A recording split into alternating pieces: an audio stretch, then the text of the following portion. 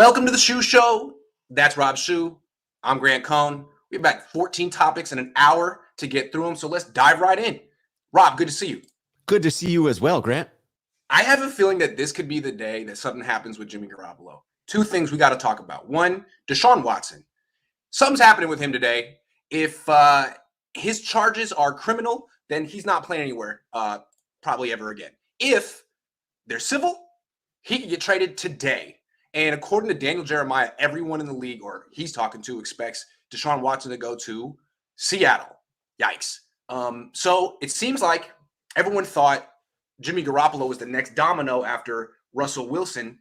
Well, actually, it's Watson. And Jimmy's after that. So once there's clarity with Watson, Jimmy could happen. The other thing is the Niners love Friday news dumps. Greasy was last Friday at 4:30. Lynn was Friday at 4:25. And the trade for the number 3 pick was a Friday at 10 in the morning. And my theory here is that they made the DeForest Buckner trade on Monday, and everyone crushed them for the entire week, and they learned their lesson. Anyway, what do you think? Why this could be the day that Jimmy gets traded? I got a feeling. I feel like this could be it. I mean, let's be real, that the hard deadline for the San Francisco 49ers is Monday morning. They need to get Jimmy off of the books before the legal tampering window opens up and free agency truly begins, even though they can't sign anyone until the 16th. And so it becomes a question of, if not now, when, right? Mm-hmm.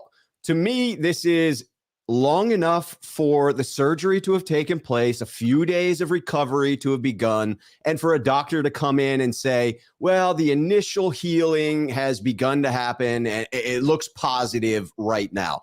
To me, Friday feels like the day that it happens. We could get more information on Deshaun Watson. I don't think that there will be anything settled there until he closes out all those civil cases. There will always be the cloud hanging over his head that potentially one of those civil cases goes to court and some details come out. That would be a worst case scenario for Deshaun, is more details to come out about what actually transpired.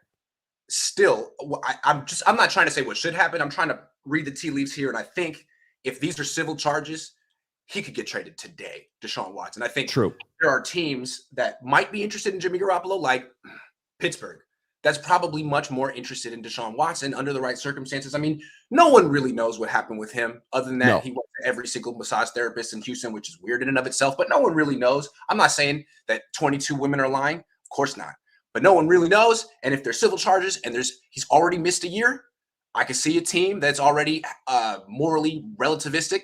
The Seahawks drafted Frank Clark. I mean, not like they care. No. I can see it. And that's what Daniel Jeremiah is saying. Like, it's going to be Seattle if it's anyone. So these could happen today. Yes, it is another domino, and all of the teams that don't get involved in that will then feel the pressure, right? It becomes a game of musical chairs. Eventually, somebody's going to be left without a seat. And so people start to get desperate at some point. I would think so. But, I'm wearing my quality control thing right now, and I only do this for the 49ers. No one's asking me. But if I were helping the Colts, and I'm not trying to be a jerk to the Niners and ruin the trade value of Jimmy, I would just say, really, do you really want to trade for Jimmy? Or is there someone in his tier that you could sign? And I know a lot of people think Jimmy's like a top 15 quarterback. I happen to not think that. I think you could sign Winston. You could sign Trubisky. You could sign Marcus Mariota, Tyrod Taylor, and get pretty much the same tier of production for way cheaper. Maybe I'm wrong. Yeah, definitely could get the same level of athleticism, the same level of skill out of them. But as far as confidence in the locker room, I really do think you have to acknowledge that. If I'm a veteran and you talk about Jimmy Garoppolo coming in, I know he's a guy that has won. And I get that that's sort of humorous to 49ers fans, but it has real value to other teams around the league. When you look at Mitchell Trubisky, if he's coming in, is that going to inspire confidence in me as a veteran on that team? No. It's interesting, too. I had Eric Crocker on my channel yesterday, and I asked him, Eric, what is Jimmy Garoppolo? We talk a lot about Jimmy's limitations, and I could list them forever. What is the best thing he does? And he said, confidence he inspires, his leadership, his likability. I mean, I think it's no question those are the things that make him who he is, that give him the value he has. I mean, I guess you could say accuracy and a quick release, but I mean, I still can't get over that miss of Juszczyk down the sideline in Tennessee. Like, don't tell me he's accurate. I'm sorry. Yeah, that miss of Ayuk in Dallas. Like, yeah, on the short throws, he can hit guys in stride most of the time, but more than 10 yards down the field. I don't know. But I mean, it doesn't have to be a Jimmy Garoppolo bash fest. Let's talk about Colin Kaepernick. NorCal Choka says, please give me your input on Colin Kaepernick, number 7, backup to the 49ers. Your wish is my command. Hold on. Did I even write that? I didn't put it in. Okay, well, there we go. Here's the banner. Please give us your input on Colin Kaepernick, backup for the 49ers. I think he'd be a better option than Nate Sudfeld. I'll just say that. Yeah, that's reasonable. I go really back and forth on this one. Lots of pros and cons. The short answer for me would be no. But there are pros. It would feel great to be the team that finally brings Cap back to the league. Like that would feel like an accomplishment for the San Francisco 49ers from a social justice standpoint. But I understand that it would then alienate a certain percentage of 49ers fans who would be incensed by the idea of bringing Colin Kaepernick back, to which I would say, tough luck.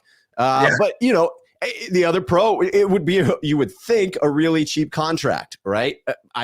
That's the question is, would Cap accept the type of contract that would be coming his way? And then I would say he's certainly one of the more talented quarterbacks available at that price. But the cons, I mean, distractions. You have to acknowledge it. It's not fair to Cap, but it is what it is.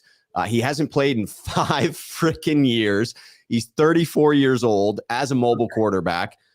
He struggled. About me, man. I'm 34. What are you trying to say? I'm trying to say you're old, Grant, and that makes me freaking ancient.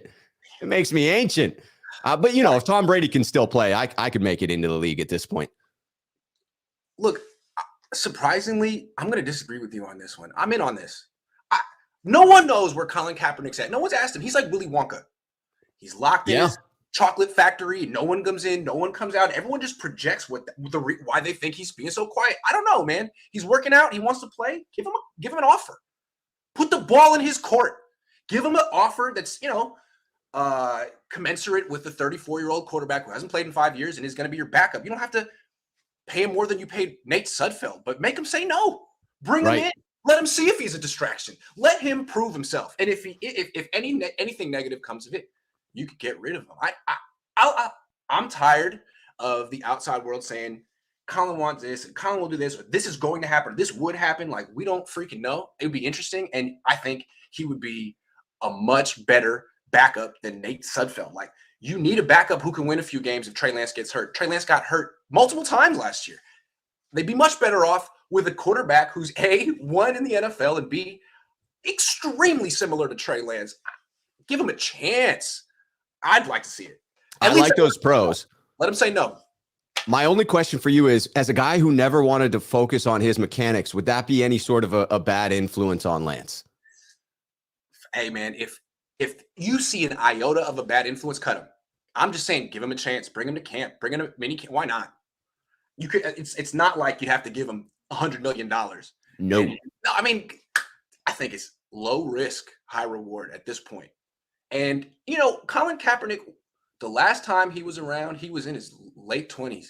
Now he's 34. I'm a lot different than I was in my late. You know, maybe he's different. Maybe I have no idea what he's like, but I want to see him get one more chance because I do too. He did get blackballed. He's flat out did. No question. I always thought that it wouldn't go 5 years. I thought it would be like a year or two, and some team would get desperate and be like, well, we don't want to lose. Let's bring in a good quarterback. It never happened. There's talent that we could have for cheap. Maybe we want to win. And the Niners literally cut him and then went 1-10 with Brian Hoyer. Like, think about that. Yeah. Not that, I mean, Kaepernick lost a lot of games too, but damn, I mean, a lot of these teams are willingly being worse than they needed to be. I know Mike Silver was trying to say Kaepernick could go to Seattle, but I think there's going to be Deshaun Watson. So I don't know if Cap's going to come back in the league. I don't, but I think it seems like a stretch at this point. The Niners would be really cool to at least make an offer. And if he declined it, tell people we tried to bring him in. He said no. And that was PR. Exactly. And it would kind of like poke a hole in Colin Kaepernick's stance if it's not real. And a lot of people say, oh, he's just posturing. Well, let's see. Let's see. Because when he had that little tryout, he didn't like it, right? He thought it was kind of a sham. He didn't go through it. Yeah, the NFL staged it. Right. Like, just put the ball in his court for once and see what he does. That's how I feel. Delicioso says, if we don't trade Jimmy G, I will stop being a Niners fan. I'll switch to the LA Chargers. Okay, let's go back to talking about Jimmy G. According to John Middlecoff, friend of the show, friend of mine, love John Middlecoff. He's connected in the league. He said he got a text. He's not he got a text. He heard, and he didn't say who from, that the Niners have a second-round pick on the table right now for Jimmy Garoppolo. Some team is offering that right now. Now, I find that extremely hard to believe. I'm not saying that John Middlecoff is lying. I love John. He got a text. He's connected. I would just I'm skeptical on the veracity of his source because all I see is Khalil Mack went for it too. Jimmy's going to go for it too? Word. What do you think? I believe it. I mean, I have always viewed Jimmy's trade value to be about there. I've been saying for a long time that I thought the Steelers would be the ones that make the trade, and it would be for a second and a fourth. So I believe the value. Right. What I would say is if it's real, the Niners need to take it. You've got to stop trying to leverage it into freaking more. Like they should have taken it last week. Yeah. As soon as the offer hit the table, you snatch that thing off the table and you say, thank you very much. Here's your quarterback. You're holding out for a one? You crazy? You are. You crazy? Crazy?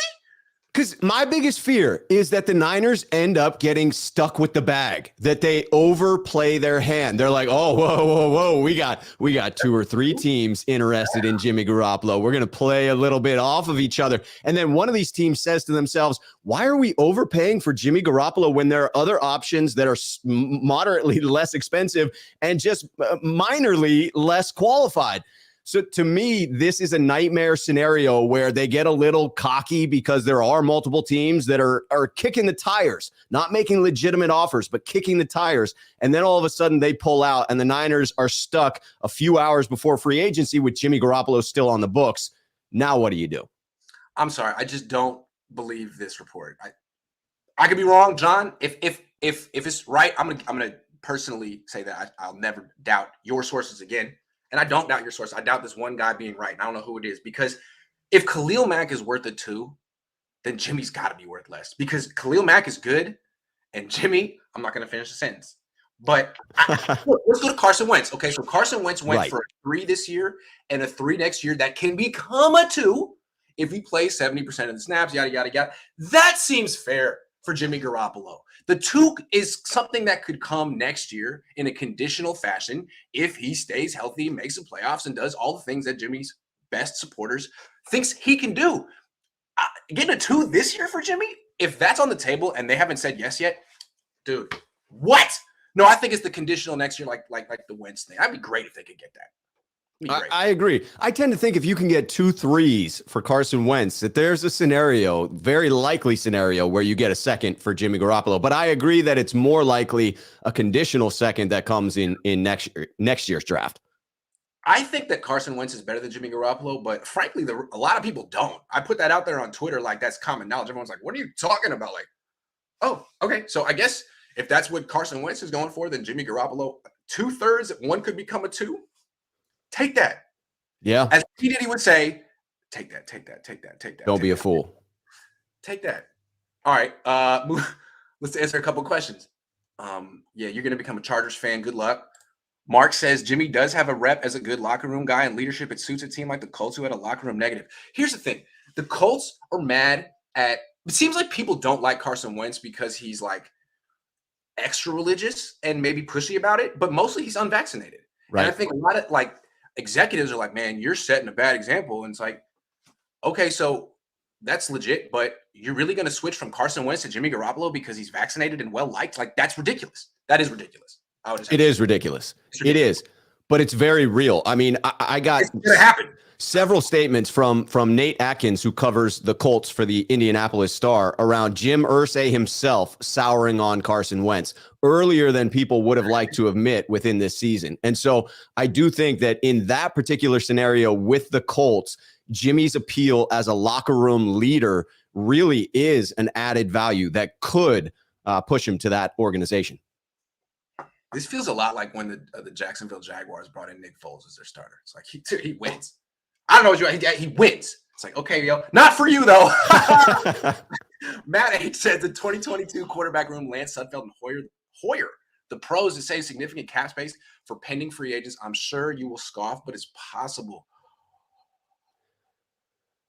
Hold on. Let's talk about Nate Sudfeld. So the 49ers re-signed Nate Sudfeld, gave him like $3 million, a couple guaranteed. This is their number 2 quarterback. I don't think they're going to all of a sudden go out and give Marcus Mariota more than that so they could have like a super expensive quarterback room where only one guy gets to play. I think they're going all in with Sudfeld. And if God forbid Trey Lance misses any time, it's Sudfeld time. How do you feel? Not good. Not freaking good. Not great. To me on that question, in that scenario, why are you bringing in Brian Hoyer to add to the room, right? You already have a subpar quarterback in Nate Sudfeld. Just roll with those two. Save yourself the couple of million. This one initially to me just felt like, okay, they're bringing him back. They like him. They're going to put him on the practice squad again. But then you look at the contract, and there's a very real possibility that they're viewing him as a backup option. Now, according to Schefter, there were two other teams that were interested, and so maybe that drove up the price. But paying $2 million for somebody that potentially rides the practice squad seems pretty unlikely. I hate this. And I think this is arrogance on the 49ers part. Like every year except for last year, they've treated the backup quarterback spot like it doesn't matter. And, it's just some guy you want who's smart, like almost like it's almost like a quarterback coach. It's like a quarterback caddy who helps you get prepared for the test. Right.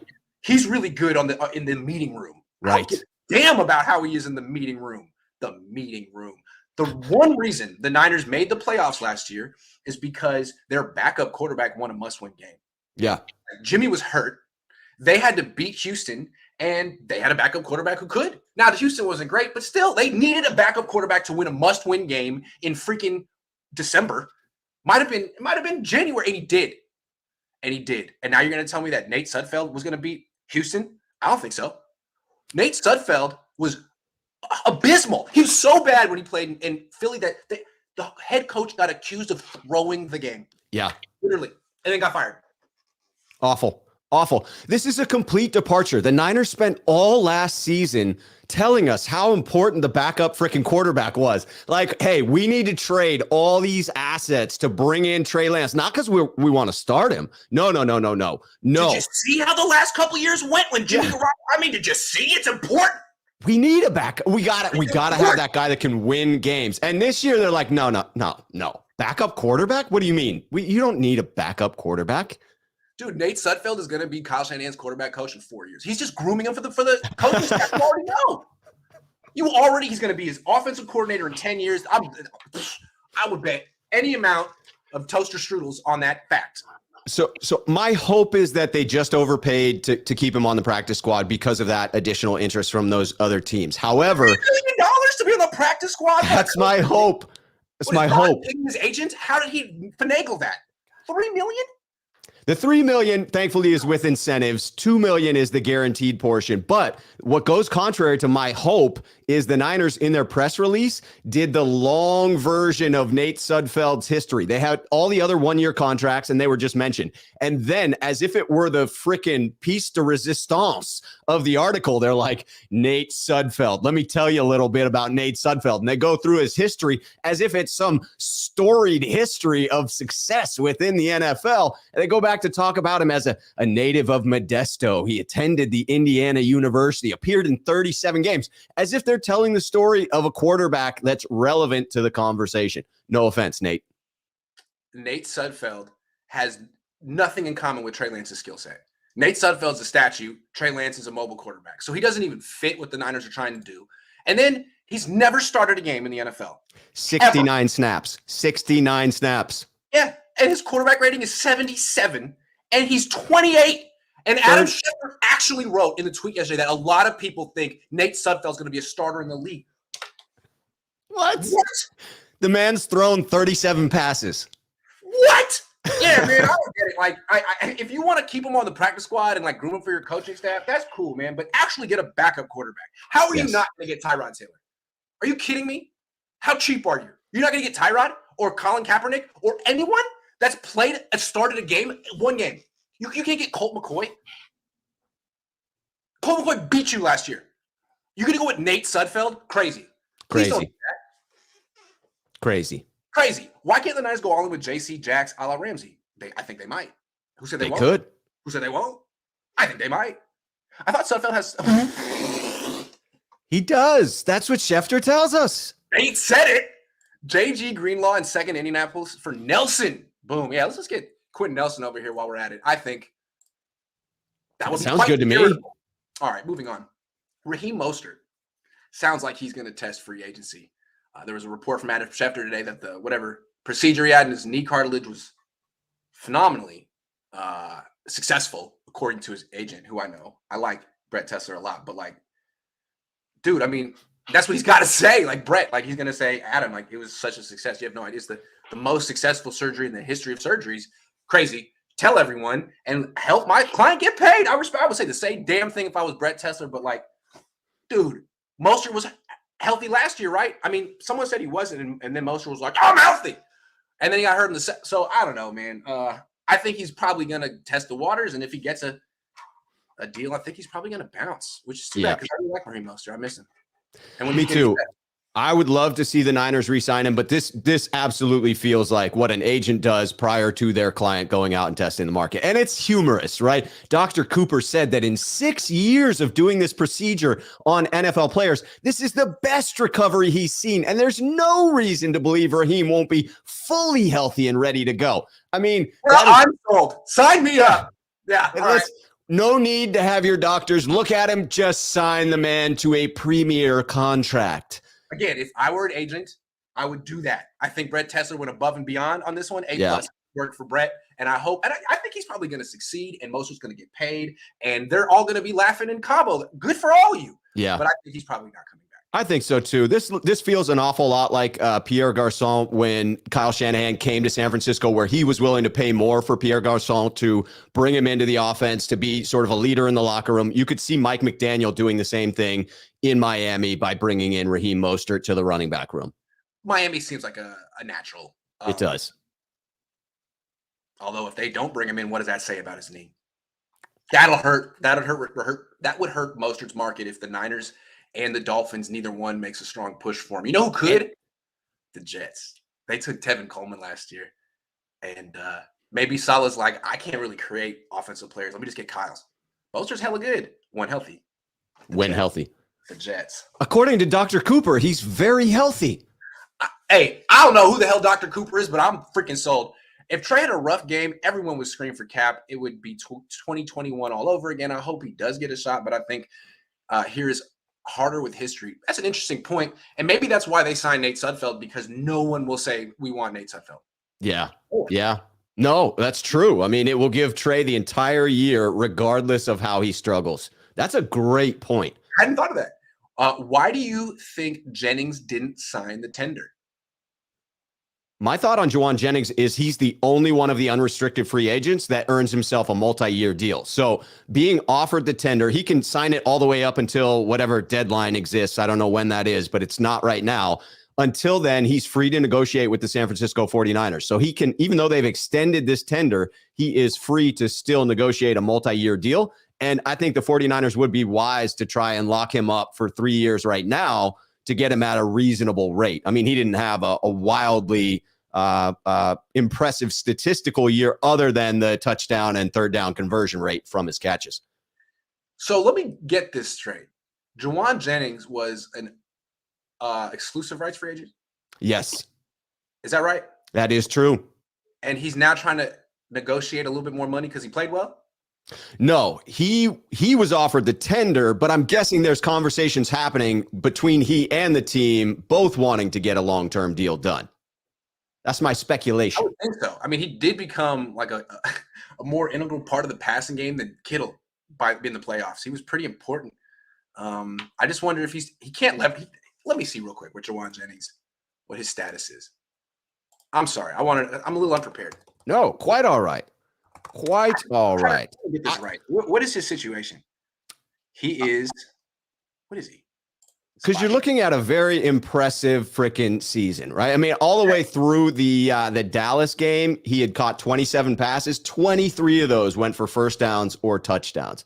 Freaking crazy. During the regular season, he caught 11 of 12 third down targets. He was money on third down. Right. Mr. Third down. I think it's very interesting that he hasn't signed his tender yet, because there's some rumors that the Niners are looking at other big slot receivers. So I don't know what you're doing, Juwan. I mean, what is your play here? Are you trying to leverage something? Because I don't think you have leverage as an exclusive rights free agent, and they will replace you. Because although you're good, there are better big slot receivers in the league, like Juju Smith-Schuster and someone I'm going to mention now. So the Niners reportedly are interested in signing Evan Ingram, tight end, who's essentially a slot receiver. I mean, he doesn't block. Cost him about $5 million. He's probably a better player than Juwan Jennings. So, Juwan, you probably should sign that tender. I'm just saying, even if you do, you might not have that spot next year. The Niners interested in Evan Ingram also intrigues me because I've been thinking that the Niners might want to consider trading their starting tight end. I forget his name. But this could be a guy. And if you would replace the starting tight end, who's a monster, you'd have to do it with multiple people, because what's so impressive about number 85, I forget his name, is that he can block and he's a receiver. Very few guys like that. Even Kelsey's not really like that. So multiple people. Ingram is actually an excellent route runner, big guy, fast. What do you think? I mean, I like it. I think you're referring to Greg, the other tight end for the San Francisco 49ers. Great tight end. Yeah. But I like this as a number 2 tight end. I don't like it in a scenario where you're counting on Evan Ingram to replace, what you're getting for trading Greg, if that's in fact what you want to do. Because you're looking at a dude who has played 1 full season, right? In his entire career. And so that's rough.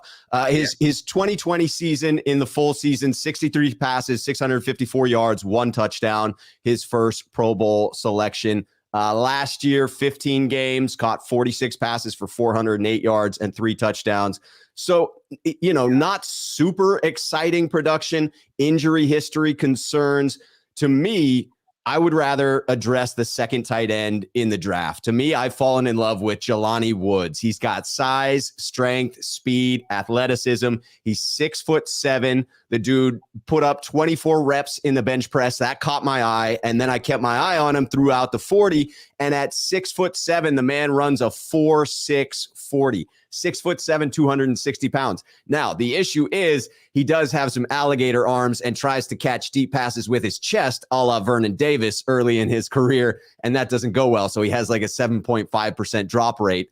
But if you can get beyond that, there's a lot of physical potential. Hold on. Let's come back to Evan Ingram, though. Evan Ingram was a first-round pick in 2017. That was the same draft he was in, all right? He's 6'3", 234. He runs a 4.42. All right. He's real nice. And the thing is, he's been in a terrible team. He's been on the Giants. They freaking suck. Their quarterbacks freaking suck. I'm trying not to curse, but I'm going to in a minute. So also, they started him. He started 51 games. He's not a starting tight end. Like, he's not. But what he could be is what the Niners wanted Jordan Reed to be. You know what I mean? Like, okay, so you're really not a starting tight end, and you're forced to be that. And you've gotten beat up. You're just not big enough for that. Come over here. Be the number 2 tight end. Don't start. We'll limit your snaps. But on third down and in the red zone, we're going to you. I mean, not Kittle, not you. And that's what Jordan Reed was. And he was completely washed up. And they forced him into that role and used him a lot. I mean, I'm sure they still would like someone to do that. And they don't think it could be Dwelly, even though I do. So I'm thinking, I think this has legs, man. I don't think he's going to be that expensive. I think it'd get him 1 year, $5 million. Yeah, maybe even less. He's coming off a 4-year, $10.7 million deal. So, I mean, you're not expecting a whole lot for him, I wouldn't think. The guy can't put together too many fully healthy seasons. Teams are going to be cautious about that. I agree that as a number 2 tight end, I would like this move because it would fill that need at the big slot and give you a second tight end, a pass-catching tight end. I predict I get him. Just going to say that. Big time. Get rid of the $90 eighth already. Yeah. Grant was hilarious on Wednesday.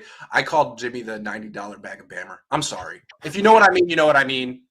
It's just like we don't. First of all, we don't smoke that in the SFC, let alone pay $90 in the SFC. But that's just what RBL Posse told me. I don't actually know. For some brick? No way. No. But that's when's that meet and greet happening, Grant? Yeah. Well, I'm doing one in Vegas for the draft. I'm gonna be talking about that another time. But maybe we can do one around here sometime. I don't know. It's been a kind of a hectic month. I'm gonna try to do that. Let's see if we can figure out something before in the next couple months. Jacob. Boom. Yeah, we'll figure out something. It's gonna be happening in Vegas. Wrong on Colin. You make him a light offer, he will pull the black ball card. Boom. He's in the news cycle again. Gets another Nike ad. And the team who makes the offers under the spotlight. Really? If you offer him something to be a backup quarterback, you're in trouble. You didn't offer him enough. I mean, that's interesting. That's interesting. I hadn't thought of that. It is a narrative that would probably get spun by somebody. You lowballed him. There's no respect there. I don't think it would be Colin that necessarily put that out, but somebody would run with it. Well, possible. I still think that no one freaking knows what would happen if he got offered, because I don't think he's been offered anything yet, ever, since this went down. I don't think anyone knows. I'm curious. Maybe more as a social experiment, but I'm curious. All right, moving on. The Niners are also interested in another player, Ray McCloud, Pittsburgh, one of the top returners in the game. This is funny to me. The Niners were like experimenting with Debo and Ayuk returning, but Kyle doesn't like it. I think he feels like you can be a great wide receiver, a great returner, not both. So this guy's a great returner. Ayuk, I guess that experiment done. Okay. What do you think about this? I love this in that the Niners absolutely need to address this position. The Niners must get better at their return game. It's just unacceptable to me that they haven't invested in the third phase of the game in special teams beyond what they, committed to their kickers, right? It's like, we'll get a quality kicker and a quality punter and then not worry about it. They need to invest in gunners and return guys. To me, this one is a phenomenal candidate, right? Although it'll be interesting to see how much it will cost to get this done, because the report from Cody Benjamin out of CBS Sports is that the Niners are one of 6 teams that are interested in Ray's services. He did lead the NFL in punt return yardage last year and then was 4th in kick return yardage, 7th in all-purpose yards. 5'9", 190, 25 years old, so still a young dude. Small, so you're not going to use him a whole hell of a lot as a receiver, but as a return man, this seems to fit the bill for me. Yeah, I like it. I think I'd rather them get someone in the draft. I got somebody for you. You ready? Yes. Marcus Jones, the Houston defensive back. He gets you outside, he gets you nickel, and he's one of the greatest college football return specialists of the past freaking decade. He's nearly identical, 5'9", 190 for Ray. He's also undersized for Marcus Jones. He's 5'8", 185, but he is going to be a little bit older than usual for a rookie. He's 24. He will turn 24 in his rookie season. I don't care. Yeah, and he's coming off of. He didn't run anything at the combine because he's coming off his 2nd shoulder surgery. He got one done, and then a few weeks later got the other. So he was still in a sling on his left side. And, that comes from he's a nickel guy that sticks his head in there in the run game, and he's only 5'8", 185. So will the shoulder injuries continue if he's used in the nickel? I'm sold. Where's he getting picked? I think that it's sort of up in the air right now. He didn't do any drills, so you got to wait for his pro day to see if he's able to run there. Right now, it's a mid-round sort of prediction. He's in that 4 to 6 range. I think the 49ers could probably legitimately land him end of the 4th, early 5th. Dude, the NFL comparison for him on NFL.com is Dante Hall. Damn. Are you serious? Dante Hall? As return man. Dante Hall? Jesus, that dude was the best returner when I was in high school or whatever. Yeah. I like this guy, Marcus Jones. Dude, I was so impressed by his interview at the combine. He was so intelligent, so well-spoken. Really blew me away. He was my favorite presser by far. Well, bring him in. If they miss on Ray McCloud, look for Marcus Jones. Isaiah Gill says Trey Area. Yes, Trey Area, Nate Dogg, the Regulators. I saw Warren G a couple weeks ago at the Paramount. He was phenomenal. You don't see what I see. Mount up. Warren G. Yep. Sorry, I could do better than that. What did Sermon do to Kyle, or is he just not good? Maurice Jones-Drew did not have kind things to say about Trey Sermon. What's that? The first word out of his mouth after the question about Sermon was trash. Trash. Wow. Yeah. Based on what? It seemed like, it had to do with the fact that he was running through gaping holes in college and that he wasn't going to be able to have the same success in Kyle Shanahan's offense, where it's much more gliding through these very small windows like Raheem Mostert is able to do with his vision. It didn't strike me as, I hate to say that it wasn't an informed decision, because Maurice Jones-Drew has forgotten more about football than I've ever known. But at the same time, it felt more of an emotional response than a logical one. I mean, he had 2 starts. In the first start, he went 10 for 31 against the Green Bay Packers. Not great. The second start against Seattle, he went 19 for 89, 4.7 yards per carry. Like, I'd like to see a little more. Yeah, I'm for just sure. saying, I'm not going to write him off yet. Yeah, I'd like to see a little more. And I think what's As going to would I. happen is he's going to get his chance because the Niners running backs all get hurt. And so Elijah Mitchell, same, like you're the next one up. And if you get hurt for a month, what are they going to do? Just give all the carries to Debo and JaMychal Hasty? Sermon going to get his chance. Don't write him off. He could be really good. It could be No Sermon doubt. and Debo this year. You don't know. You don't know? Because here's the thing. Sermon is actually pretty good from the shotgun. Mitchell is a under center running back. They just toss the ball left and right to him. Yeah. Now Trey Lance is in the gun. How much Mitchell are we really going to get? Or are we going to get more Sermon? Could be a better pairing. DeForest Buckner for Jimmy. How about Buckner in a 1? Yeah. How about Buckner 2 1s? Buckner in 2 1s. I mean, sure, Buckner's good, but he's not a quarterback. He's not leading the locker room. Yeah. I'd contemplate it, but I'd probably ask for more. I'd probably try and leverage that for another deal. Pittsburgh came out and said they want a veteran quarterback, which means there is a rookie they love. Steelers aren't dumb enough to make plans known, says Jaheim Raheem. It's true, they're not. They want a veteran quarterback. Sure, I'm sure they want a veteran quarterback. They're going to get a veteran quarterback and a rookie probably. I respect it. They might get Deshaun Watson. They might. They just might. I would say that Pittsburgh doesn't feel like the kind of organization that would bring in someone like that. And then I remember that, oh, yeah, Ben Roethlisberger was their quarterback for a long time. Grant, what's the percentage Jimmy Garoppolo actually comes back as a backup? I'd like to say 0. Yeah, I'm going goose egg. Today. Melody Moonfire says, Grant, my sister and I think you're cuter than Jimmy. Thank you. Damn. I think anyone said to me today. I'm really insecure about that too. I want to be seen as cuter than Jimmy. So thank you. Thank you. Jesse says, Jimmy G not going nowhere. Niners want to run it back. JK, imagine Grant's content for next year. If it happens, Kyle wants to make Trey a statue. Oh, hope not. Yeah, I would have, it would be so much fun, actually. I secretly do want that to happen because I could just complain all the time. No, I don't want to complain. All right. It would be glorious. Should the 49ers sign Chandler Jones? There is a large contingent of Niner fans that want this to happen, especially after the Chargers went and got Khalil Mack to pair with Joey Bosa. The Niners have Nick Bosa.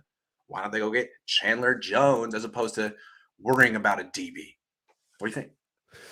To me, this would be almost as epic as the Khalil Mack trade yesterday to pair it with Nick's brother Joey there in LA. I think the Niners should consider this. You're looking at someone who had double-digit sack numbers in 5 out of the last 6 seasons. Between 2015 and 2019, he averaged 14.5 sacks per season, 2 All-Pro nods. But he is 32 years old. He was limited to 5 games in 2020 because of the bicep surgery that he had. It returned last year, again, had the double-digit sacks, 10.5 sacks, 12 tackles for loss. But of those 10.5 sacks, 5 came week 1. Yes, it was a windfall initially. Yes. He had 5.5 sacks from week 2 to week 17. That's not good. I mean, that's concerning. That's a full season. It's very concerning. The age is concerning, but what is true is that this bookend, having someone opposite of Bosa, to me in 2019 was absolutely what unlocked the efficiency of that pass rush. So to me, the need is there for the bookend. I just don't know if the money's going to be worth it. I mean, this is a heavy interest. You've got the Seahawks listed, Broncos, Dolphins, Falcons, all showing interest, as you should, in Chandler Jones, all according to Jordan Schultz. To me, this is another one where if you can get back a second for Jimmy in this year's draft, which I realize is a 50-50 prospect, maybe at best, I would rather go after one of the younger pass rushers in the draft here than to bring in Chandler Jones. I would rather go after a veteran corner, use the money that they could spend on Chandler Jones on a corner, and then go young in the draft, because I'd still like to see the emergence of Charles Omenihu and Samson Ebukam and re-signing Jordan Willis. And I feel like if you go this route with Chandler Jones, you're limiting the production that any of those guys will have this year. Yeah, I think it basically comes down to whatever the price is. Like, yeah, at a certain price, you absolutely sign Chandler Jones. If he calls you up and says, this is the only place I want to go and I'll make it worth your while, then yeah. If they could get him for $10 million, like a 1 year, $10 million deal, or a 2 year, 3 year, $30 million deal, yeah, no brainer. If he wants $16 million a year, no thanks. No. So it's, I mean, yeah, if he is dying to play for the Niners and live in Santa, what is it? Santa Clara. Clara.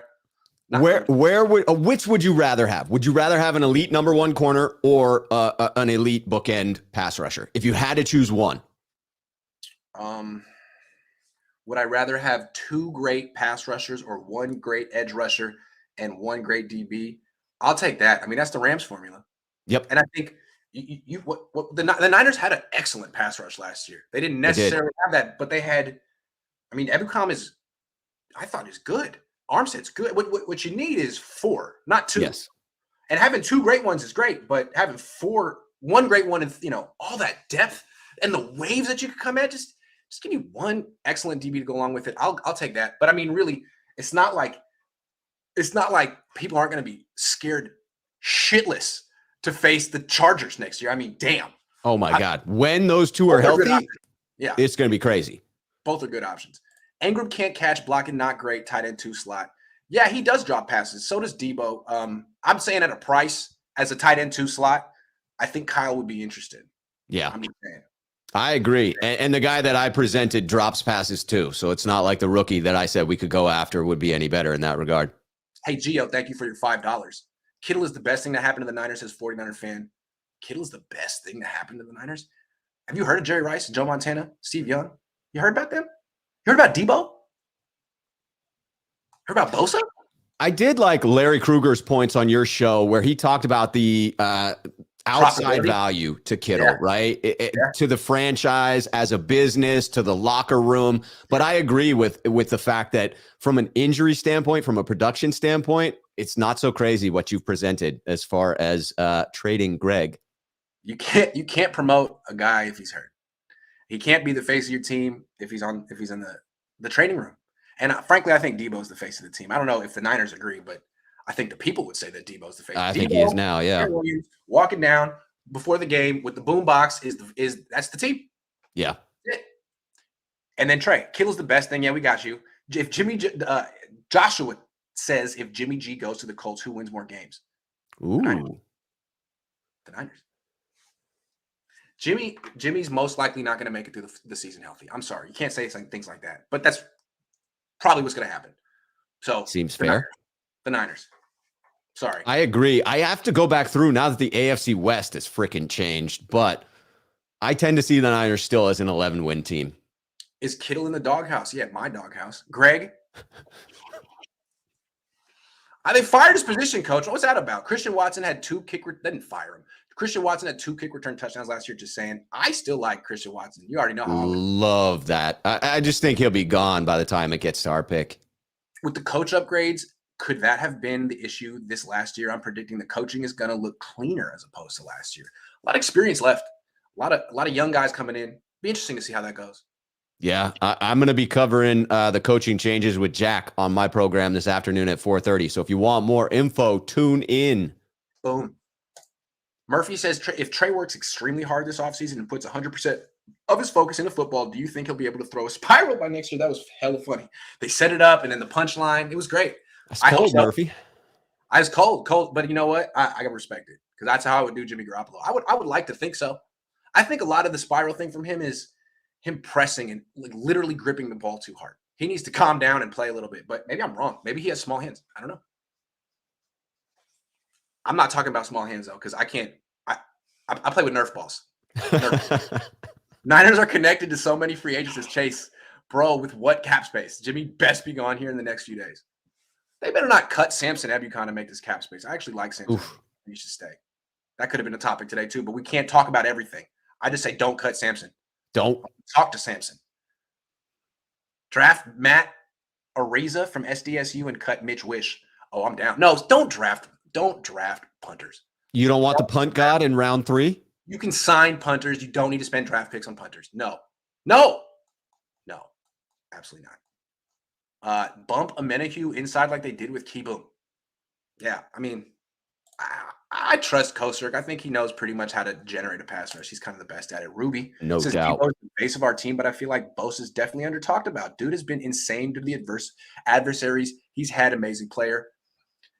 Yeah, it's just Yeah. Why do people not talk about Bosa that much? Well, he missed a year and he's problematic.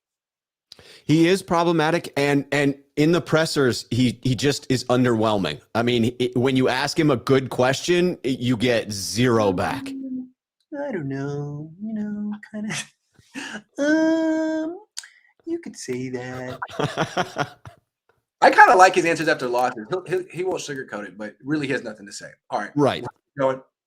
So the Niners re-signed hella players, starting with Kevin Givens, restricted free agent, interior pass rusher. So, I mean, he's an undersized defensive tackle, and you wouldn't think that he'd be good against the run. And he's not DJ Jones or Kinlaw or Armstead, but I think he's a hell of a player. He's been one of these guys that impressed me in one-on-one pass rush drills in training camp years ago and has steadily gotten better. And I'm glad that the Niners are sticking with him because I think he just might be able to become a starter if he can get a little bit stouter against the run. I think he's a better pass rusher than DJ Jones. I really like this guy. I really like this guy. I like it. It's depth. He was an undrafted free agent in 2019. He's still just 25 years old right now. He's appeared in 13 games over both of the last two seasons. His snap percentage went down a little bit last year from where it was in 2020 because there were significantly more injuries that gave him the run to make that play. But to me, I wonder if the re-signing the 1-year deal for Kevin Givens and the other one that we're going to talk about in a little bit with Maurice Hurst. My question is, does the depth re-signing here and the return of Juwan Kinlaw mean that the 49ers are not going to make a play for DJ Jones in free agency? That would be concerning to me. I think they're probably anticipating there being a market for Jones that they can't compete with, but I think they anticipated that last year too.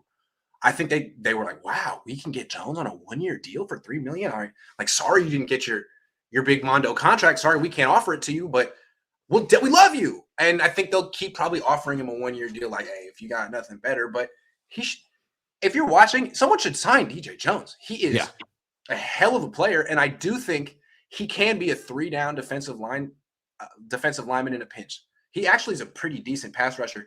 My question with him is like durability and endurance. Like he always flashes early in games and kind of he's very big, but very big player. He deserves a 3-year, $30 million contract at least, I think.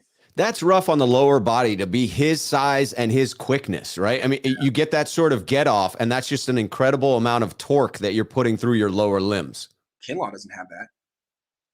No, not at all. DJ Jones, like, I forget who I was talking about this with the other day, but someone said, Juwan Kinlaw is never going to sack Kyler Murray. I think DJ Jones did. Yeah, and Russell Wilson. I mean, to run down those two quarterbacks and the initial burst he has off the line of scrimmage, valuable. But I do think that Kevin Givens is great depth there. It's just my fear is that with this news, it seems less likely the Niners return DJ Jones unless his market cools. Lynch and company will drag Jimmy Garoppolo trade saga to the deadline. We're about there, man. We're right about there. Monday morning, 9 a.m. is when the tampering period opens. How many live streams you guys doing today? Hoping to catch Jimmy trade news live. I'm planning on doing maybe 2. 1 most likely, maybe 2. I got something I got to do in the afternoon. I'm not talking about it though. Got plans? Yeah, I just popped up. There was talk Fletcher Cox might be available if true and for the right price. We pull that trigger. Fletcher Cox for the right price, sure. I mean, just ask. I would just be like, Chris, what do you want to do, Chris Kosrick? Fletcher, right. What do you want? Just whatever you say, I'll do it. I trust you. Yeah, anybody Chris Kosrick wants to bring in, get that man. Yeah, A+ signing, whatever they do. What about trying to bring in Cordell Patterson? I mean, on the one hand, you don't want to sign running backs ever. On the other hand, he's perfect for what the Niners are looking to do. But I feel like since everyone wants Debo, everyone knows that's the closest thing to Debo, right? He's going to get a nice contract. He just showed that he could be a featured running back for a team. Right. I don't think so. What I think is going to happen is I think Debo is going to be used even more as a running back. I was under the false impression that the back half of the season from week 9 on that Debo was the number 1 wide receiver and the number 1 running back in this offense. He was not. He was the number 3 option in the passing game from week 9 on. And I don't know if you remember that because he was getting all these carries and he was integral to them winning, but they were not using him as a receiver. That's going to keep going. The number 1 receiver after week 9 was Brandon Ayuk. Kittle. Then Debo. Now, it was very close, and I think Kyle was basically trying to even it out, but that's how it worked out. So Debo is gonna. You could wear that number 19, but you better learn to love the running back position. It's hard to believe that if Debo gets $20 million a year, that Cordarrelle Patterson won't get some ancillary benefit of that and get a bigger contract since he's Debo light. Matt Beckel says Jimmy's a net negative. Can we see your Jimmy impersonation one more time? Niners first pick must be a corner. I'm going to pass on the Jimmy impersonation. Not now. But I think the Niners are going to pass on drafting a corner. I don't want to do it again. But Jimmy's a net negative. I've been trying to say that. Fool's gold, net negative. Like, I guess I felt that I needed to be a little nice because he's the quarterback of the team. And you can't just alienate the entire fan base. But now that he's out the door, I'm like, oh, let me say what I really feel. Let me tell you how I feel. If we offer Kinlaw for Henderson straight up, do you think Balky will do it? What's up with Henderson, man? CJ Henderson, whatever happened to him? I don't know. Couldn't tell you. Hold on. Couldn't tell you. I liked him when he came out of the draft. Let me see. Balky had warm things to say about the Niners, specifically about the Yorks. Everything else he sort of hard passed on there at the combine, but he seemed to have softened a little bit in the way he came across. He was less gruff, still gruff, but less gruff. So CJ Henderson has been a complete freaking disaster, but so is Kinlaw. I mean, maybe I would do it. Would Balky do it? He might do it. I don't know. Hard to say if he'd do it. I don't think the Niners will do it unless they bring back DJ Jones. Probably not. All right. I feel like Kinlaw's the plan. They did bring back Maurice Hurst, who did so much for them last year, coming back. Part of me wants to ridicule the move because who the hell is Maurice Hurst and what has he proven? On the other hand, if Chris Kosarick signed off, I'm just going to say good move. He played in 2 games last year, had a calf injury the whole time. Seemed like they were trying to prevent him from tearing his Achilles. I guess they prevented him, and now they feel like he's good. Okay, well, they're probably right. They're probably right. Yeah, I worry about this one. The idea that maybe the Niners are bracing against some of the other guys that may not be back. DJ Jones, Arden Key, Kentavious Street, Jordan Willis. When I look at this signing, it feels like, we can bring him back on a minimum deal because he's got the health risk. He's coming off a season where he only played 2 games. But then it feels like a bad plan. It feels like, hey, we've got depth. We've really locked down this position, but you're relying on someone who can't stay on the field for the 49ers to this point. So I like it as a depth signing, but again, my fear is that it means the 49ers will not be aggressive in pursuing those other free agents who I would value more. Right. Yeah, my initial reaction is this is ridiculous. He was hurt last year. He showed you nothing. Why would you bring him back? He's just taking up a roster spot from someone else. But then I say, well, Chris Kosarick signed off on it and he wants him, and I would never overrule Chris Kosarick on a defensive lineman ever if I was a general manager. So I will just give the Niners the benefit of the doubt on defensive linemen as long as he's here. This is a team that drafted Solomon Thomas. So not until Chris Kosarick came on the scene, but now I'm not second-guessing him. I'd hate to think that he wanted Kinlaw, though, although maybe he does. Maybe the dude doesn't understand injury issues. He's just there to coach not his responsibility. Could be. Not a medical professional. Not a medical professional. Jimmy isn't being traded till the league knows if Watson is being indicted today or not. Watson gets traded before Jimmy G. If cleared, they could both happen today. Both happen today. I mean, Watson could get, the opposite of indicted this afternoon, traded a couple hours, and then boom, 4:30, Jimmy Garoppolo on the move. Could happen. Yes. If Watson is cleared today, I would expect that there's some movement. Cleared is the verb I was looking for. The opposite of indicted. All right. The 49ers re-signed Colton McKivitz. This guy started at left tackle for them in their regular season finale, but they didn't trust him to start there in the NFC Championship game, and they made Trent Williams wrap up and throw a little dirt on a high ankle sprain and play really, really compromised, which I thought was unfair to him, and not exactly a vote of confidence in Colton McKivitz, but he's back. What do you think? He's had an interesting sort of arc to his career so far, right? 2020 5th-round pick, drafted initially to play guard, and then was inactive the entire year except for week 18. A critical start, was cut earlier in the year, was on the freaking practice squad, and then when it's like, most important game of the year, left tackle, Colton McKivitz, baby. Oh, you're a washout at right guard. Maybe we should take a look at him at left tackle. Oh, that's his spot. It felt so arbitrary. It was like, let's draw a name out of a hat to see who can start at left tackle this game. To me, I'm excited to have him back, but what is he? Is he a swing tackle? Is he a depth piece? I'm just not really clear on the distinct value that Colton McKivitz adds, other than being an acceptable starting, fill-in at tackle or guard. But here's what's interesting about this. So the 49ers are like well documented. They're terrible at drafting and developing offensive linemen. And what they tend to do is take a guy and move his position. Aaron Banks, left guard, now your right guard. McKivitz, what was he in college? Do you remember? I think he was a tackle. He was a left tackle. And they're like, you're a right guard. And he's like, no, I'm not. No, I'm not. They're like, I'm not. This is way easier. Like, no, it's not. And I can't play this position. And I'm a backup left tackle. I'm not a starting right guard. Maybe the Niners should try to stop. Maybe they should stop moving these guys' positions. Stop. You can't. It's not working. Didn't work for Aaron Banks. Didn't work for Colton McKivitz. Maybe Aaron Banks actually will look good next year if they play him at left guard. Could be. Could be. Oh, he looked good at the position he played in college. What a shocker! What are the and that's exactly the same thing that the Niners had to figure out with Jimmy Ward. They drafted him and played him at every single position but his position until like 6 years into his career, and they're like, oh, we have an idea. Why don't we play him at his natural position and see what happens? Genius.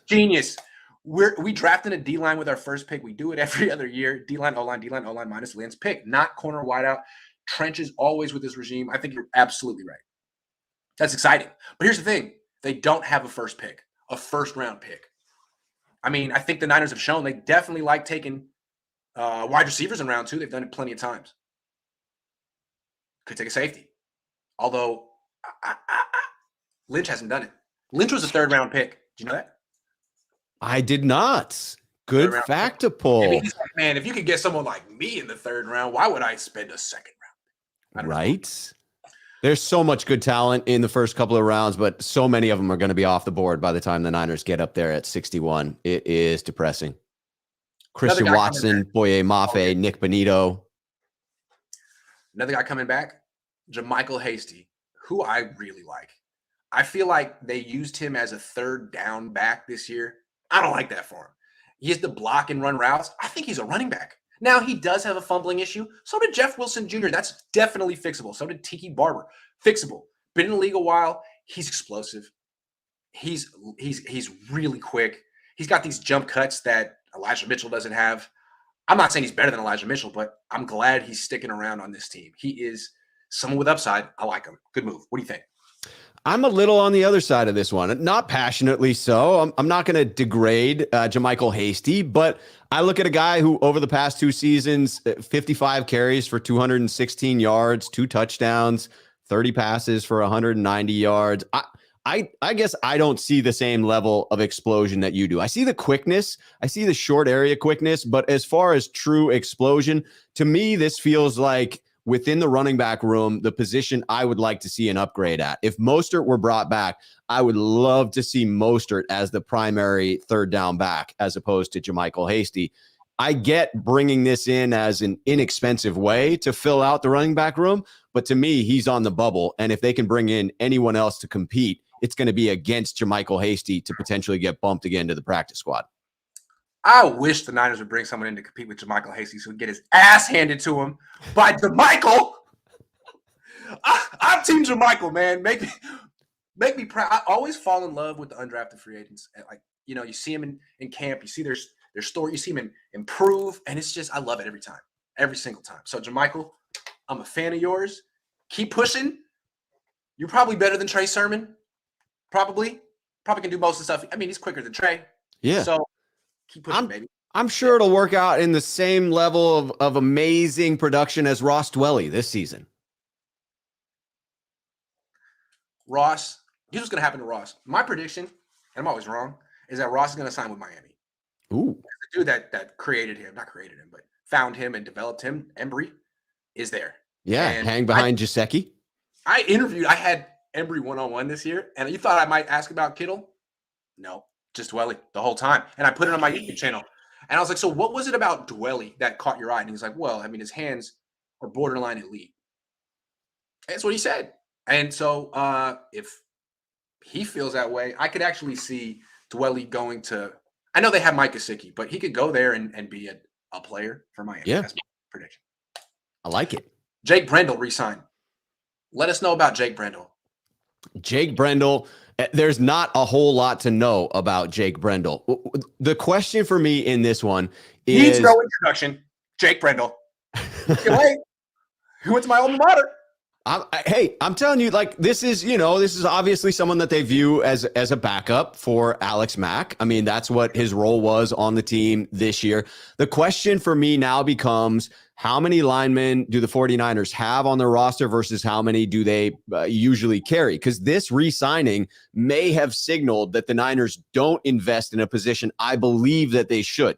It is my assertion that the Niners very much should this season draft Alex Mack's replacement, right? You go out, you get that future center in the third round. My goal would be to bring in Cole Strange. I freaking love that guy's attitude. I was very impressed by what he did at the combine, by the interview.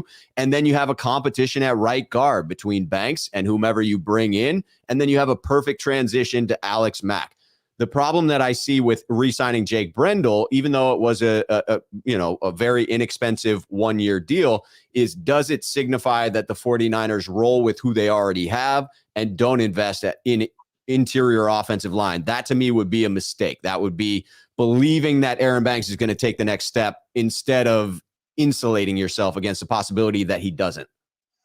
Yeah, I mean, I don't think this really is super consequential that they signed Jake Brendel. He was on the team for 16 games last year. He's started 3 games at center. I don't think he can play anything but center. So he's a cool guy to have on your practice squad or on your 53-man roster in camp. But they need a starting center. Probably need a starting center either this year or next year. And it might be this year. And I think if it is this year, I feel like this could be sort of putting people off the scent. We got a center. They need to sign a center and a guard. Like Aaron Banks, if you want him to be your left guard, he needs to compete with a vet. And I don't know who that's going to be. So you got to sign a guard if it's not Tomlinson. And you either bring back Alex Mack or sign someone else. So it's going to be interesting to see what the Niners do there. But good luck, Jake. There's a big puzzle unfolding along the offensive line. I mean, potentially a lot of positions unsettled for Trey Lance's first freaking year at quarterback. Yeah, that's right. All right. Well, that's our show. I got to actually be somewhere in 10 minutes. We were not rushing, but it was lightning round. Thanks for watching. And follow the Left Shoe. Follow him on Twitter. Follow him on YouTube. And watch him. What are you doing today? I will be on with Jack at 4:30 on my channel. Just search for Rob Schuh, SCHUH. Rob Schuh, SCHUH. Thanks for watching, everyone. I'll see you around.